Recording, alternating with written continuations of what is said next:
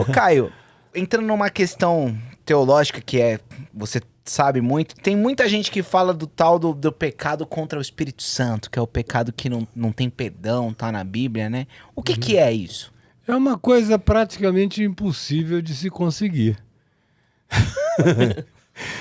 No meio das igrejas, tudo é pecado contra o Espírito Santo. Até o que Jesus não definiu como pecado contra o Espírito Santo.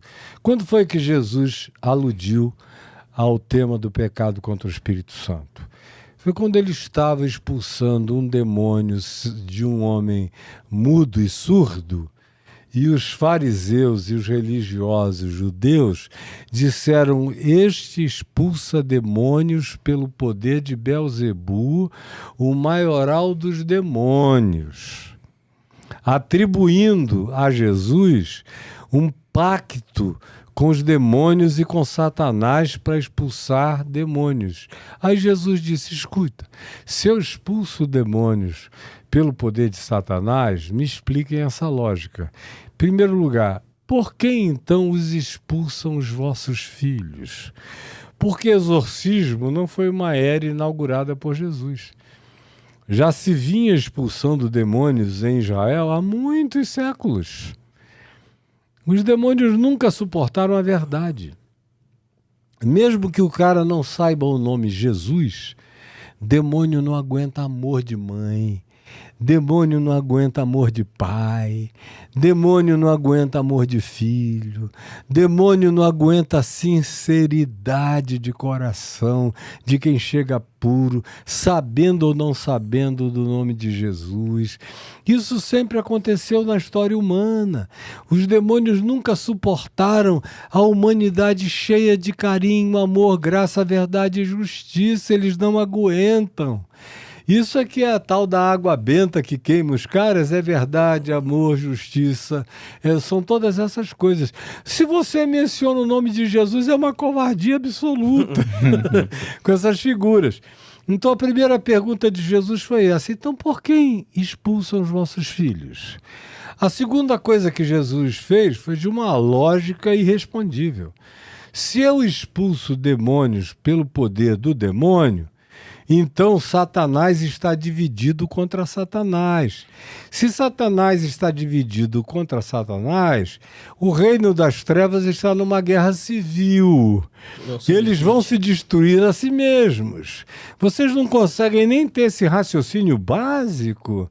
É como construir uma casa sobre outra casa sem botar um fundamento que aguente a estrutura que vem em cima. Cairá uma em cima da outra. O Jesus, antes de dizer o que ele veio a concluir, ele disse: vocês são burros pra caramba, né? Não usam nem a lógica mais simples para poder entender isso. Agora, o que eu tenho a lhes dizer é o seguinte: eu, na verdade, expulso demônios pelo dedo de Deus, porque é chegado sobre vós o reino de Deus. Agora, vocês, ao brincarem de dizer que eu expulso demônios pelo poder de Satanás, fazendo isso consciente e lucidamente, não na ignorância, não na estupidez, não na bravata religiosa dos burros e dos tolos, mas com consciência, vocês estão chamando sobre vocês um pecado que não tem perdão. Agora, não é todo mundo que consegue essa façanha. Era como se chamasse Deus de diabo, conscientemente. Era com toda a certeza, sabendo que Deus é Deus, chamasse Deus de diabo. Entendi. Chamando com toda a certeza de que o Espírito Santo é o Santo Espírito de Deus, atribuir ao Santo Espírito de Deus obras satânicas. Eu entendi porque você está falando que isso é impossível. Porque se eu tenho toda a certeza que Deus é Deus, eu nunca vou chamar ele de outra coisa, né? E se você disser da boca para fora. Sim. Não está no seu coração. É muito difícil. Praticamente só Satanás consegue pecar contra o Espírito Santo, e olhe lá. Sabendo, né? Então, agora, na igreja, se o cara se divorciou, ele já é tratado como quem pecou contra o Espírito Santo. É ou não é verdade? Ainda hoje você acha que continua assim? Porque hoje a gente vê quase todo mundo separando. Não, o pessoal se separa, mas a hipocrisia não acaba. Até mesmo o cara que se separou acusa o outro. Acusa. Vou começar te fazendo uma pergunta, Tá. que é a pergunta que Jesus ouviu várias vezes. Muita gente chegou nele para perguntar como é que faz para herdar a vida eterna, né? Só que na coisa da vida eterna tem algo que é interessante, porque a Bíblia fala também de um que é chamado de servo bom e fiel, né? Como é que eu faço para herdar a vida eterna, mas para ser esse servo bom e fiel, esse cara que agrada a Deus, uma pessoa que Deus fala, olha, esse cara aí parece que tem um espírito que eu aprovo, que tem a ver comigo. Como é que a gente faz? Quem é essa pessoa que além de herdar o reino dos céus, ela é chamada de servo bom e fiel? É aquela pessoa que faz tudo que faz por amor. Não por barganha, não por troca, não por nenhum tipo de negociação com a divindade. E a maior demonstração disso é o aspecto ômega do juízo, segundo Jesus, que você encontra em Mateus 25, quando você vê aqueles dois grupos que são separados numa linguagem metafórica entre cabritos e ovelhas. Sim. E Jesus diz para um lado, para um grupo, e dizendo àqueles que se sentiam pessoas que o conheciam, dizendo, apartai-vos de mim, porque eu tive fome e não me destes de comer, eu tive sede e não me destes de beber, eu estive nu e não me vestistes, eu estive preso e não me visitastes, eu estive enfermo e não me acolhestes, eu fui um estrangeiro e não me abrigastes. Aí eles dizem, nós nunca. Se a gente tivesse te visto em tais circunstâncias, nós não deixaríamos que tu passasses nada disso. Pressupondo o quê? Que essas pessoas achavam que sabiam quem Jesus era. Que essas pessoas achavam que tinham um pré-conhecimento acerca de Jesus. O que, em geral, é o que caracteriza o espírito da religião. Sim. Da doutrinação, da teologia. É o cara que diz, eu sei de Deus e tu não. Eu aprendi Deus, mas você não. É. E eu entendi Deus, mas você não. É a oração do fariseu e do publicano, né? Graças te dou, ó Deus, porque eu não sou como este publicano. Eu jejuo, eu oro, eu dou o dízimo, eu faço tudo isso, porque eu sei. Aí Jesus diz, apartai-vos de mim. Apartai-vos de mim, porque eu tive fome e não me destes. E ele dá aquela lista inteira de negações justamente para esse pessoal que carregava na sua presunção a ideia de que eles sabiam quem era Deus, como era Deus, o que Deus queria, o que Deus não queria, o que Deus gostava, o que Deus não gostava. E aí ele vira-se para o outro lado, para um pessoal e diz, vinde, benditos de meu Pai, tomai posse do reino que vos está preparado desde antes da fundação do mundo, porque eu tive fome e me destes de comer, eu tive sede e me destes de beber, eu estive nu e me vestistes, eu estive preso e fostes ver-me, eu estive indigente, abandonado, marginalizado e me acolhestes. E aí eles dirão, Senhor, nós nunca te vimos assim. Qual era a pressuposição? É de que era gente que não tinha a menor ideia de quem Jesus era, de como Jesus era. Mas eles trataram assim o próximo, independentemente de Deus, de Jesus, de religião, de pressuposição, de doutrina, de teologia, ou seja, eles praticaram a espontaneidade simples do acolhimento ao próximo, ao diferente, ao irmão, ao despojado, ao marginalizado. E aí Jesus diz, pois bem, sempre que vocês fizeram isso a qualquer um ser humano, a qualquer um desses meus pequeninos irmãos, que não são irmãos de igreja, que isso nem existia, não são irmãos de religião, são irmãos de humanidade. Sempre que vocês fizeram isso, a mim vocês fizeram. Venham.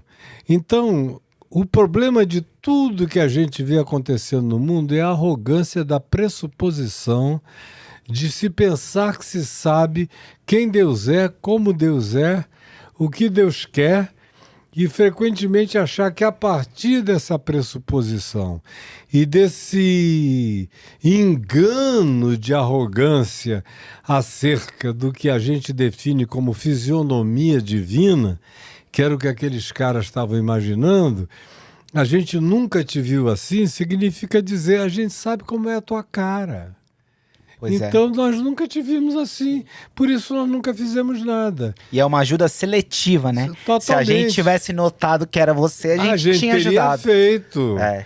Agora, A gente sabe quem é você. A gente sabe quem é você. Como que a gente... Agora, o outro que não sabia nada, coisa alguma, mas fez para qualquer um. A questão toda do Evangelho tem a ver com qualquer um. Sim. Qualquer um. É como lá a chamada história do bom samaritano, que passa o sacerdote num caminho ao largo, porque só se preocupava com os ofícios do templo, com as liturgias, com os cultos, com os sacrifícios e com tudo aquilo que fazia parte daquela seita dos saduceus, que era a maioria deles sacerdotes. Aí vem atrás dele, descendo naquele caminho de Jerusalém para Jericó, um levita. E o sacerdote era superior a ele na hierarquia do templo. Aí ele disse, bom, meu chefe passou e não fez nada. E Jesus ainda faz questão de dizer lá em Lucas 10 que ele se afastou do homem que estava caído no meio do caminho, esfolado pela bandidagem que o tinha maltratado. Ele diz, e ele afastou-se no seu próprio caminho. Ele andou no caminho dele, e o caminho dele não passava pelo próximo.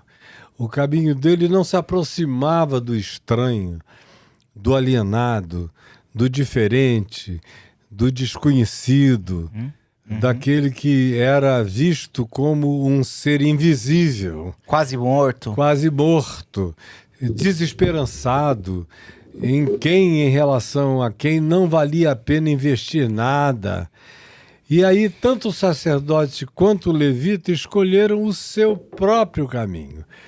Aí vem Jesus e diz, naquele mesmo caminho passava um samaritano, que equivaleria a ser uma coisa como, nos anos 60, você dizer que naquele caminho passava o Zé Arigó. E o Zé Arigó olhou e viu que tinha um cara assaltado, arrebentado, sangrando, morrendo, abandonado, largado, sem ninguém, sem nome, sem pedigree, não teve interesse em nenhum tipo de pré-identificação, não quis olhar a identidade para saber se merecia ou não merecia, não quis saber as razões da calamidade, apenas identificou a situação inquestionável da dor daquele homem. E aí quem era esse homem? Era justamente aquele que o sacerdote mais odiava, que o levita mais abominava e que a maioria do povo de Israel mais reativo era, porque considerava o maior de todos os hereges daquele tempo. Era o samaritano. O samaritano era considerado pela maior parte dos judeus dos dias de Jesus como um cara completamente pior do que o opressor romano, do que qualquer outra pessoa de qualquer outro grupo. Por quê? Por causa dos ódios denominacionais, religiosos, doutrinários, dogmáticos, que habitavam o coração de boa parte ou da maioria dos judeus, especialmente porque era um ódio que já prevalecia há mais de 500 anos, porque quando houve o cativeiro dos samaritanos, que foi anterior ao cativeiro dos judeus, os judeus foram levados cativos para a Babilônia. E os samaritanos tinham sido levados para o cativeiro assírio. No cativeiro assírio, eles se misturaram, o DNA deles se mesclou, eles casaram com pessoas de outras linhas, outras tendências, outras crenças, outros credos. Eles tinham feito julgo desigual com os incrédulos, como os crentes gostam de dizer. Então, eles eram abominados pelos judeus puristas, que cultuavam o seu próprio DNA, que cultuavam o seu templo, os seus dogmas, os seus sacrifícios, as suas liturgias, que estavam acima de Deus. Você podia não amar a Deus, mas se você fizesse todas as liturgias conforme o combinado, Deus era obrigado a responder a você de acordo com a barganha proposta. E os samaritanos eram considerados pelos judeus como esses vira-latas totais.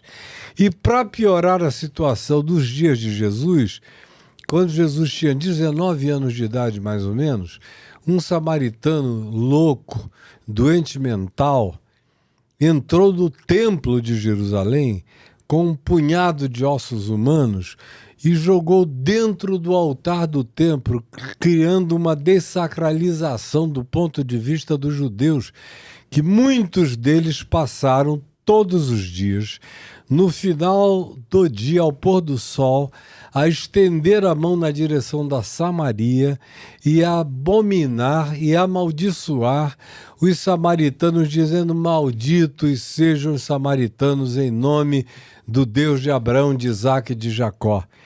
Jesus pega justamente o anti-herói que, como eu disse, estaria para aqueles dias tanto quanto José Arigó estava para os evangélicos ou para os católicos dos anos 60, ou tanto quanto Chico Xavier estava para católicos e protestantes evangélicos e pentecostais dos anos 70 e 80, elegeu esse cara que era o samaritano, esse ser completamente sem credenciais, e disse: por ali naquele caminho, por onde o sacerdote tinha passado e se desviado, o levita tinha passado e se afastado, passava por ali um samaritano e, vendo a desgraça daquele homem, se ajoelhou, cuidou dele, tratou, e os elementos que Jesus usa para descrever o tipo de tratamento que foi dado àquele indivíduo abandonado, semi-morto, moribundo,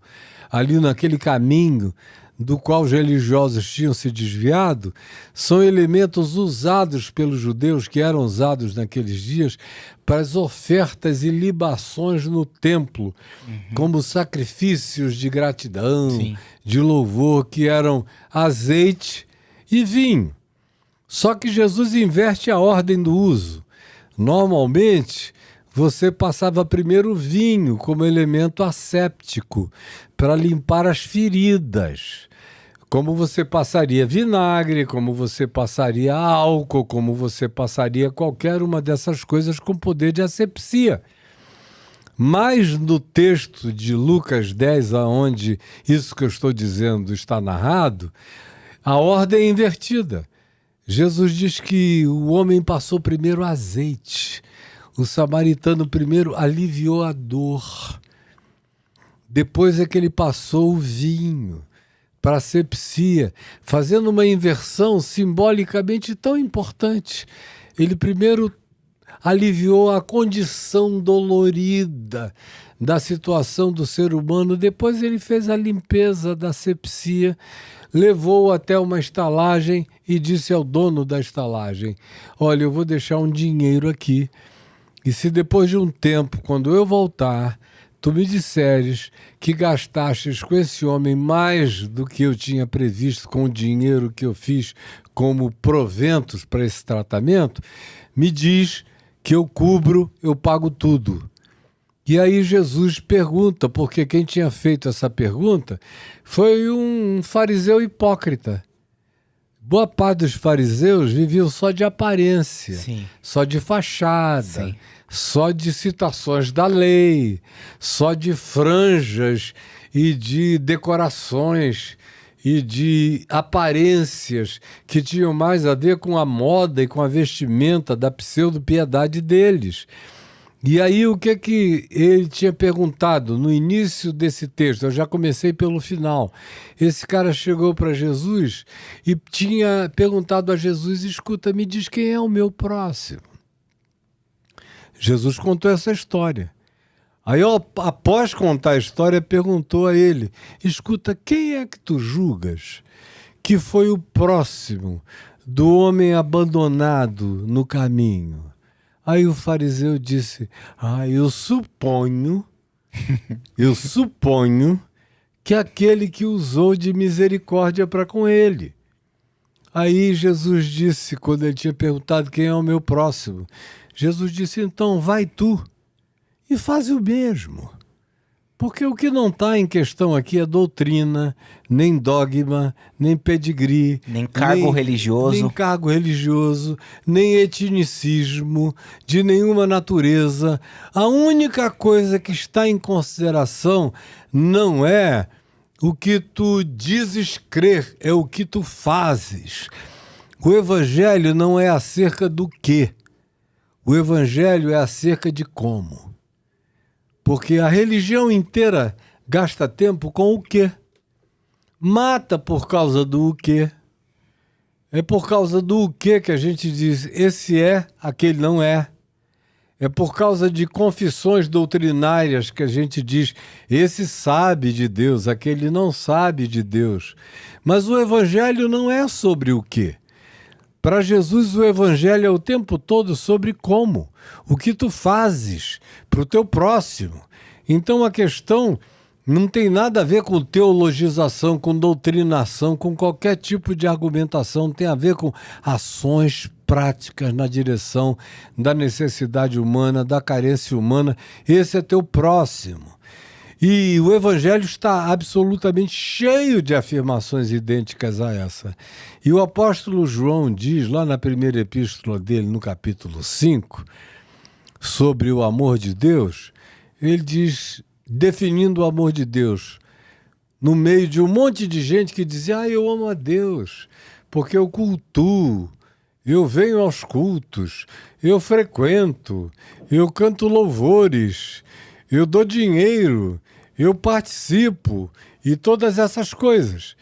Aí João pergunta: escuta, se tu vens passando e tu vês um ser humano estendido, arrebentado, e os teus olhos o veem, e a tua mão o alcança, tu estás no âmbito da possibilidade de atingi-lo e de alcançá-lo, mas tu olhas e tu fechas para ele o teu coração, tendo tu recursos, meios, formas de ajudá-lo, mas tu fechas o teu coração, a pergunta é: como pode existir e permanecer em ti o amor de Deus? Porque o amor de Deus não tem a ver com discursividade, não tem a ver com a quantidade de tempo que eu fico falando de Deus aqui, ali ou além. O amor de Deus tem a ver com prática. O amor de Deus é praticado no silêncio dos atos misericordiosos, sem propaganda, sem outdoor, sem nenhuma autopromoção, sem nenhum tipo de afirmação jactante do tipo: eu sei quem é Deus, porque eu estudei Deus. A palavra teologia é uma das coisas mais idióticas que eu conheço, porque teo é Deus, e vem de logos, que é a razão de Deus. A teologia, teoricamente, como muitos deões de seminário já me disseram no mundo inteiro, não, nós estamos aqui cuidando do estudo de Deus. E eu sempre disse, olha, um Deus estudável tem que ser chamado de Dagon, de Baal, de Astarote, de uma divindade palpável, porque o Deus eterno, o Deus que habita a luz inacessível, imarcessível, o Deus que está para além de toda e qualquer designação, filosofiação, cientificação, teologização, não é um Deus que habita palavras humanas, é um Deus que habita atos humanos. O Evangelho, portanto, não é sobre o que acerca de Deus. O Evangelho é sobre como eu vivo Deus em relação ao meu próximo. O que passar disso cai naquilo que Jesus abominou no curso dos Evangelhos e contra o que ele se insurgiu. Muito bom. Então eu espero ter respondido minimamente a tua pergunta. Com certeza respondi. Já que você pegou esse gancho do medo, existe um medo de Deus, né? Que é Que o eu medo, também perdi. que é o medo que a religião bota, né? Como E aí- eu não sou religioso, eu também perdi totalmente o medo de Deus, se é que eu tive um dia. E é interessante assim que existem pessoas que hoje elas vivem com medo de Deus, porque isso foi colocado pela religião. E não só elas vivem com esse medo, como elas não conseguem se libertar. Elas vivem num inferno colocado pela religião. É. Que é interessante quando Jesus fala: vocês colocaram as pessoas no inferno por 2 vezes, né? É. O cara vive no inferno e quem colocou ele não sabe, mas quem colocou ele nesse inferno foi a igreja dele.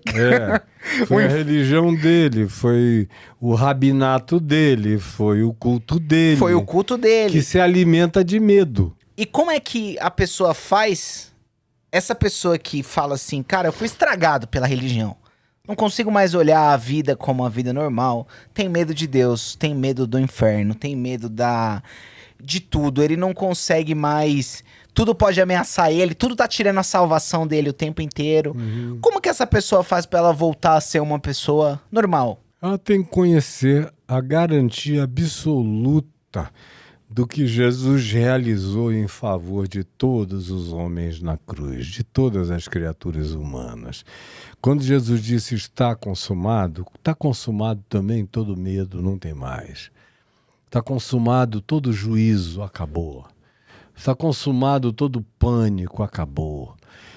Mas enquanto o indivíduo não tem a consciência profunda, legítima, ampla, do significado profundo do Evangelho, enquanto ela tentar se amparar nas barganhas da religião, nos dízimos, nas frequências, nas falas pastorais, na vassalagem como crente em relação a pastores aproveitadores que ficam querendo que as pessoas sejam apavoradas e amedrontadas, porque quanto mais medos elas tenham, mais subservientes elas são, mais dinheiro elas dão, mais elas fazem tudo o que lhes é imposto. Enquanto o indivíduo fica dentro desse escopo da religião, ele vai ser um covarde, vai ser um amedrontado, vai ter medo de quem ele devia amar, que é Deus, que o ama, vai ter medo de um diabo que já está vencido em Cristo Jesus na cruz, vai ter medo de demônios que saem com um sopro. Eu, às vezes, até evito falar em demônio para o pessoal não ficar pensando que eu trato disso de maneira arrogante. Mas o demônio existe lá para dele. Eu não vou nem dizer que hoje em dia é politicamente incorreto, né? Antigamente a gente ia usar uma expressão que agora é politicamente incorreta. Existe lá para a vassalagem apavorada dele. Para mim, não. Eu não conto com o diabo em momento nenhum. Na minha vida ele está amarrado. Ele tem que ter medo de mim. Jesus disse que as portas do inferno não prevalecem contra mim. Eu sou igreja. Eu sou de Deus, eu sou embaixador do reino, eu sou alguém que recebeu autoridade para pisar serpentes, escorpiões e todo o poder do maligno e nada absolutamente me causará dano, nenhum mal me sucederá. Praga nenhuma chegará à minha casa, porque aos seus anjos dará ordens a meu respeito, para que me guardem em todos os meus caminhos, enquanto os meus caminhos forem caminhos de Deus. Eles me sustentarão nas suas mãos, para eu não tropeçar em alguma pedra. Eu não tenho nenhuma dúvida disso, ando nesse desassombro, no meio de árabes, de terroristas, nos lugares mais complexos da terra onde eu já estive, e só encontrei Foi gente olhando para mim, dizendo, escuta, você não tem medo de nada que dizem que aconteça aqui? Eu digo, não, vocês é que tem que ter medo de mim. Tem que ter pavor da minha paz. Tem que ter pavor da minha segurança. Tem que ter pavor da minha certeza. Pavor da minha paz. Desta fé que é meu escudo. Dessa palavra que não é um livro, Bíblia na minha mão, mas que sai da minha boca como espada cortante de 2 gumes. É disso que vocês que têm que ter medo e que me habita, e que é infinitamente maior do que meu corpo, do que a minha altura, do que a minha compleição. E não interessa a minha idade. Eu estou com quase 70 anos. Mas continua absolutamente vigoroso para enfrentar qualquer batalha, em qualquer lugar, em qualquer circunstância, sem medo nenhum. Não, sequestrador entra e sai. Eles é que me pedem permissão. E eu não estou com ufania de nada. Eu estou falando em cima de 50 anos corridos de experiência cotidiana do que eu estou dizendo. Com uma multidão de milhares de testemunhas para corroborarem o que eu estou falando. Então, há um poder nessa consciência da fé. E o nosso tema aqui, entrando na mente, não tem nada mais poderoso na mente do que você confiar no amor de Deus, na fidelidade de Deus, na segurança que vem de Deus e se estribar no escudo da fé e na espada do Espírito, vestido com a couraça da justiça, andando no chão da preparação do Evangelho da Paz, mantendo a coerência do Evangelho, não como discurso, mas como das tuas realizações, do teu cotidiano, você se torna insuportável. As portas do inferno batem, os demônios se retiram, você vai andando e eles espirram. Amém. Espirram. Agora, que crente é treinado para ser apavorado, amedrontado, para poder ficar nas mãos daqueles pastores enganadores, abusadores, que são verdadeiros ladrões da ingenuidade e da ignorância dessas pessoas, tomando posse daquilo que não é delas, enquanto eles vivem como nababos por aí, explorando a ignorância das pessoas, embora eles próprios morram de medo de morrer, morram de medo. A gente foge deles. Ontem eu estive na Cracolândia. Eu não quis falar nada, porque estava todo mundo tão preocupado com a Cracolândia. Eu não quis deixar as pessoas se sentindo mal com o meu destemor. Eu não quis que as pessoas ficassem se sentindo covardes com a minha falta total de qualquer preocupação com bêbado, mendigo, drogado, assaltante. Eu fui criado no meio de gente assim.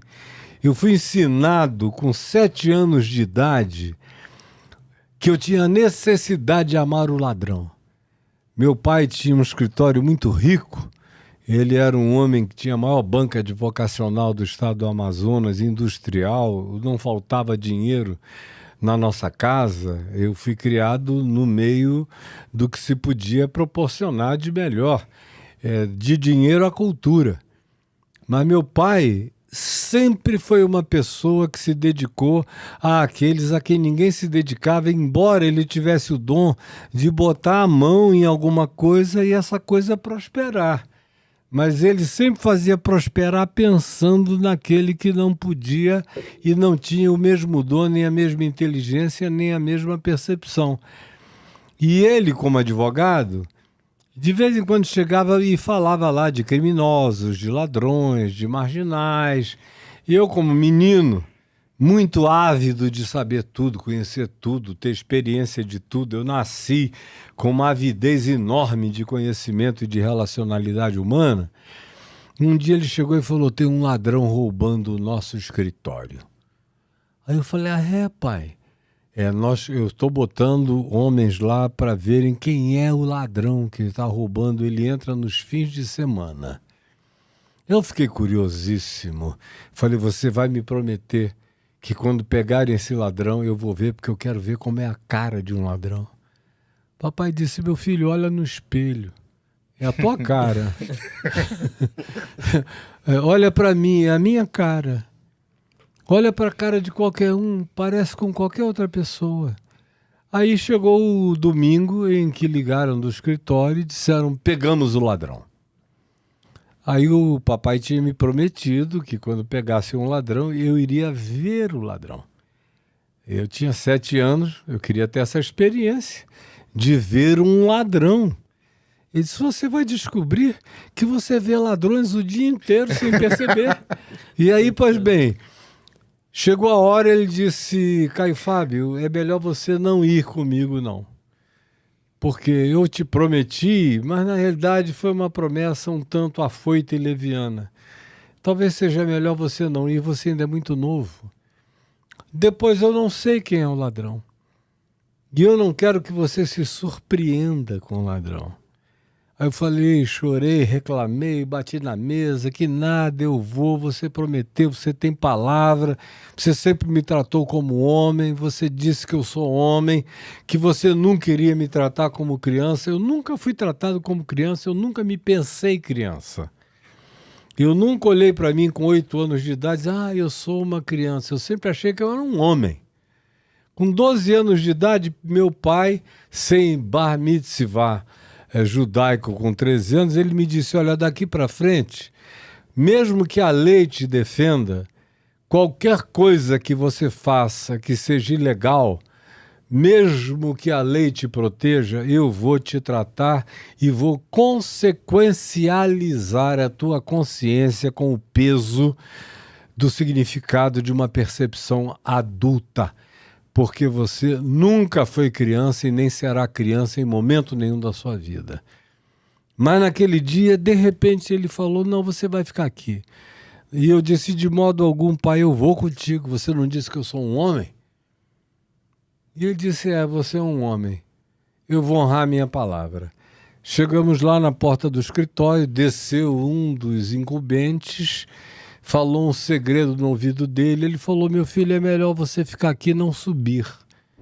Eu falei, não pai, sobe primeiro, depois me avisa que eu vou subir, eu vou conhecer hoje um ladrão. Aí quando chegou a hora, veio ele e falou, meu filho, não, nós vamos para casa. Eu não quero que você conheça esse ladrão. Eu falei, não pai, eu preciso conhecer esse ladrão. Aí ele disse, mas o ladrão não pode te ver. Você já conheceu o ladrão? Aí eu subi com ele, ele falou, olhe por essa fresta. Era um afilhado dele, vizinho da gente, que eu cresci junto, meu companheiro de futebol, de brincadeiras. Ele era mais velho do que eu tinha 7, ele já tinha uns 17, era um office boy. Me levava ao jogo de futebol do Rio Negro todo domingo pra gente ver. E aí eu olhei quando eu vi que era aquele indivíduo, meu vizinho querido, a mãe dele tinha me amamentado, cuidado de mim.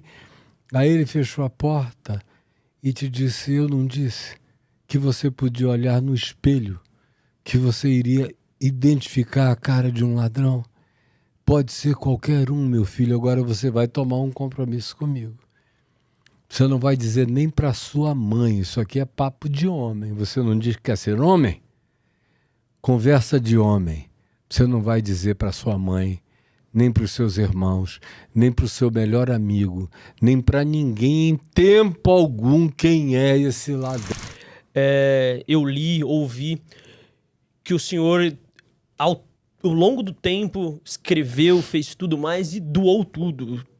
Ouvi dizer que coisa de mais de $500 mil.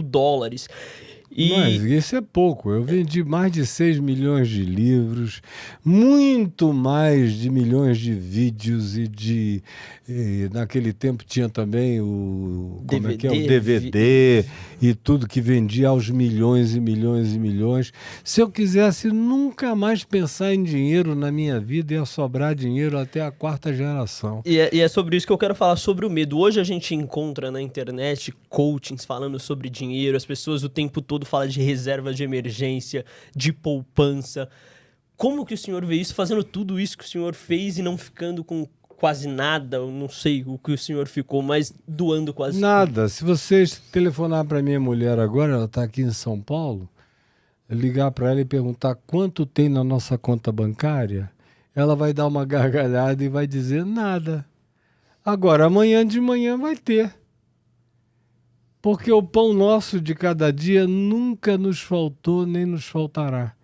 A gente sustenta os que trabalham com a gente paga as escolas e faculdades dos nossos netos, a gente socorre os filhos adultos. Eu tenho um filho de 48 anos, minha neta mais velha já tem 24, a gente ajuda todos eles, a gente socorre os amigos queridos que não têm como se socorrerem, e a gente não se preocupa com o dia de amanhã, porque a promessa de Deus é que nada nos faltará.